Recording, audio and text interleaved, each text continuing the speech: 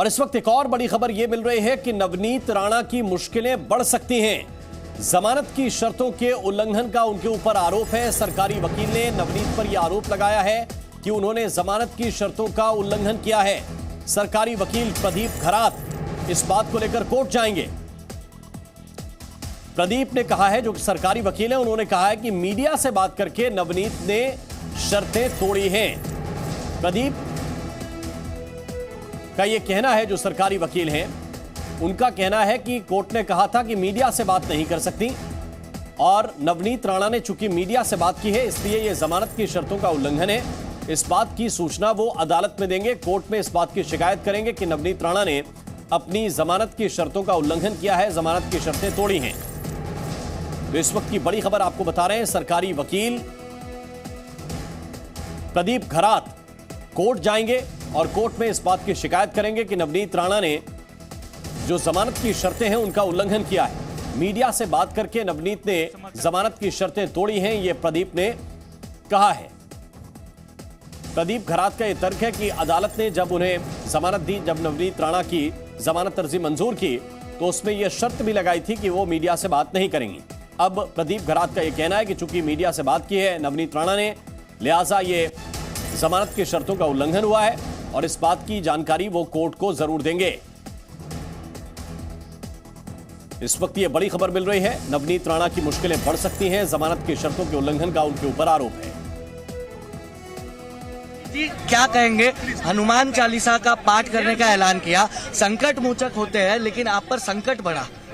मुझे लगता है संकट मोचन सिखाते हैं कि संकट में किस तरीके से अपनी विचारधारा छोड़नी नहीं चाहिए और अगर कितना भी संकट आए पर संकट मोचन का नाम लेना, संकट मोचन का नाम लेने से मुझे उद्धव ठाकरे दबा नहीं सकते। मैं आज भी लेती हूँ और मेरी आखिरी सांस तक 14 दिन में मुझे दबा देंगे जेल में रख के, पॉसिबल नहीं। महिला इतनी कमजोर नहीं है, महिला इतनी कमजोर नहीं है। महिला पहले भी लड़ती थी, आज भी लड़ रही है और आगे भी लड़ेगी। भगवान का नाम लेने के लिए, श्री भगवान के नाम से और हनुमान भगवान के नाम पे अगर 14 दिन मुझे डालते, 14 साल भी डाले तो मेरी आवाज दबा नहीं सकती।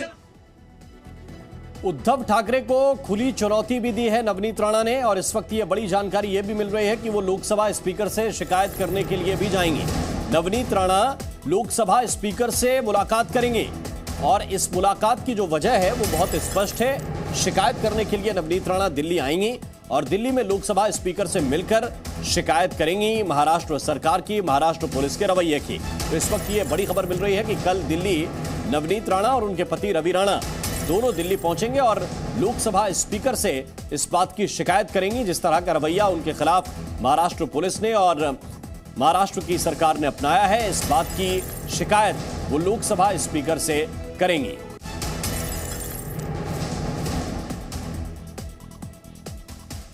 और इस वक्त यह भी अहम जानकारी है कि नवनीत राणा ने उद्धव ठाकरे को खुली चुनौती दी है। महाराष्ट्र के मुख्यमंत्री को खुली चुनौती भी दी और सवाल भी पूछे हैं। हिम्मत है तो चुनाव लड़कर दिखाएं उद्धव, चालीसा पाठ करके क्या गलती की है यह भी बताएं। उद्धव मेरे खिलाफ चुनाव जीत कर दिखाएं। चालीसा पाठ अगर गुनाह है तो मैं 14 साल जेल के लिए तैयार हूं। यह प्रश्न भी रखा है उद्धव ठाकरे के सामने। भगवान का नाम लेना क्या गुनाह है? उद्धव जहां से चाहें मेरे खिलाफ चुनाव लड़ लें, यानी यह सीधी चुनौती है कि जहां से वो चाहें वहां से चुनाव लड़ने। नवनीत राणा ये सीधी चुनौती उद्धव ठाकरे को दे रही हैं। मुझे किस गलती की सजा दी गई है यह भी उन्हें बताना चाहिए। उद्धव सरकार दबाना चाहती है क्या? यह प्रश्न भी उद्धव से उन्होंने पूछा है। और आइए अब आपको दिखाते हैं कि उद्धव ठाकरे को कौन कौन सी चुनौती दी है नवनीत राणा ने। हिम्मत है तो मेरे खिलाफ चुनाव लड़ें, यह पहली चुनौती है, पहला चैलेंज है। इसके साथ साथ नवनीत राणा ने यह भी चैलेंज दिया कि वो जहां से चाहें मेरे खिलाफ चुनाव लड़ लें। यह दूसरी चुनौती है कि सिर्फ चुनाव लड़ने की चुनौती नहीं है, जगह भी उद्धव ठाकरे चुन लें। दम है तो जनता के बीच लड़कर दिखाएं। यह भी तंज भी कसा है, चुनौती भी दी है, चैलेंज भी दिया है कि दम है, हिम्मत है तो मुझे रोक कर दिखाएं। यह चौथा चैलेंज है राणा का जो उद्धव ठाकरे को वो दे रही हैं।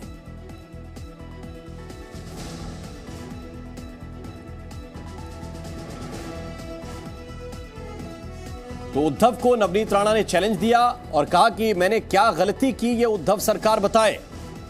उद्धव सरकार ये बताए कि मुझे किस गलती की सजा दी गई है। ये सवाल पूछे, क्या भगवान का नाम लेना गुनाह है? नवनीत राणा ये प्रश्न सरकार के सामने रख रहे हैं, विशेष रूप से उद्धव ठाकरे के सामने। सरकार ने 13-14 दिन की सजा दी, इसकी वजह क्या थी? 14 दिन में मैं दबने वाली नहीं हूं, यह भी नवनीत राणा ने कहा है कि हमारी लड़ाई जारी रहेगी।